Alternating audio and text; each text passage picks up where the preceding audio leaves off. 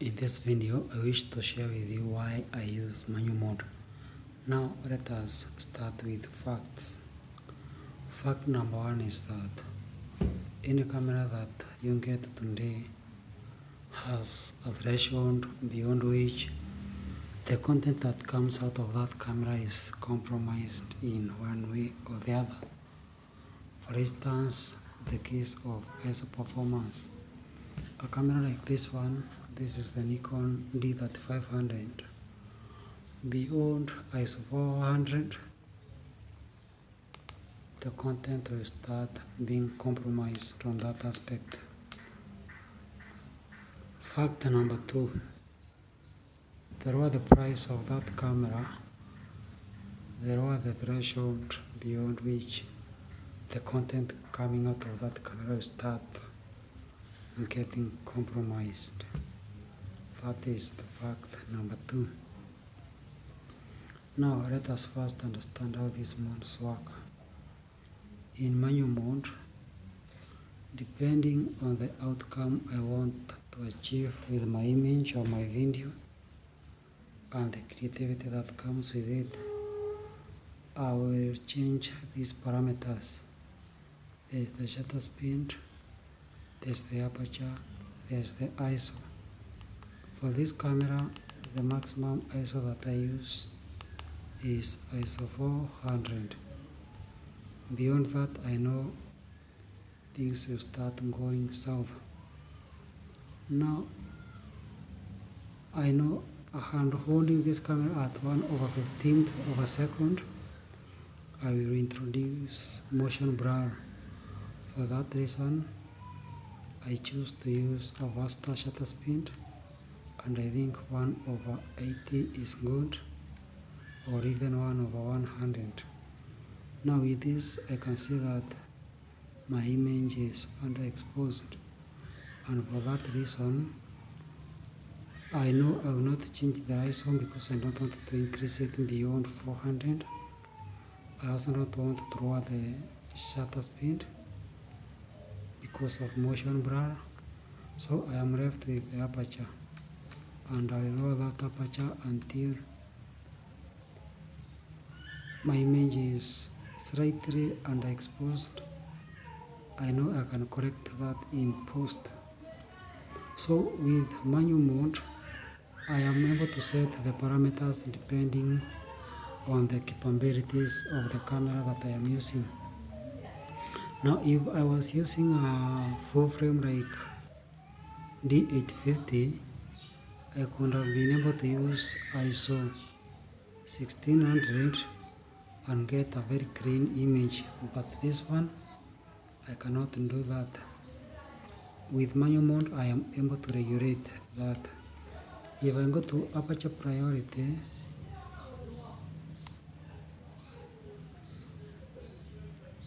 now you can see at 3.5 aperture, I am required to use a shutter speed of 1/25. But I know I cannot hand hold this camera at 1/25 shutter speed. So I will need to set the ISO to auto. So let us go to ISO settings. Where is that setting?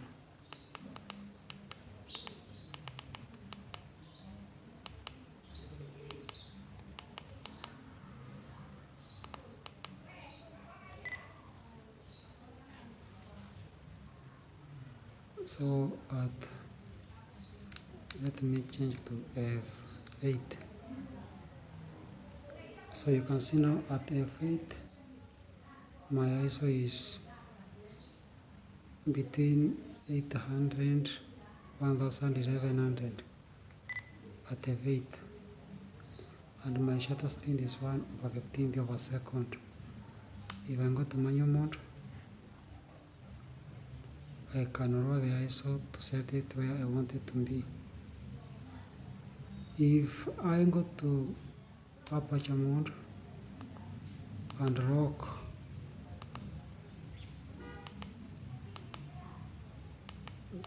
and lock the ISO to 400, then I'll have to go with a shutter speed of 1/8, 1/5, and I will get an image that has motion blur. If I had a camera that performs better at high ISOs, then I should not have been worried about setting my camera to ISO 400. Also, if I was using a lens that is stable, very sharp, I would not be worried about using lower shutter speeds, because I know the sharper the lens, the lower the shutter speed I can use before my image starts getting blurred. The same case applies to using shutter priority. Right now you can see I have set my shutter speed to 1/80th of a second, but now my image is flickering. This flickering means that I cannot, you can see it is saying subject is too dark. So I will have to use a lower shutter speed for that flickering to stop.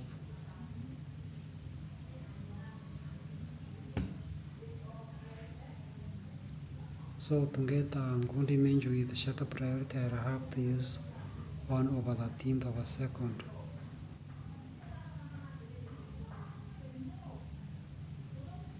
But again, 1/13th of a second, while holding it, means I'll get an image that is blurred because of motion. I need to use a shutter of 1/100, which means I need a lower aperture than 3.5, but the maximum aperture on this lens is f3.5. If I had a 1.8 lens, maybe I could have been able to use 1/100 shutter speed.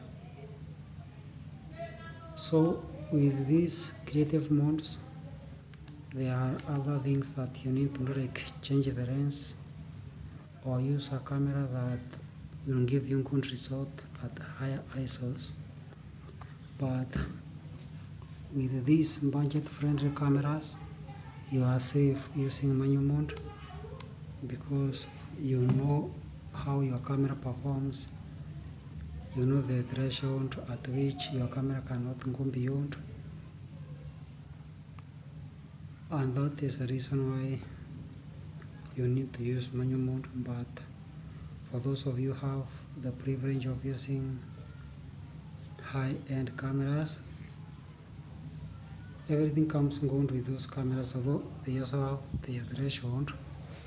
But most of the times you find that you don't even to go to the threshold where those cameras start performing poorly. It is not necessary. For instance, I don't think you need to use ISO 6400.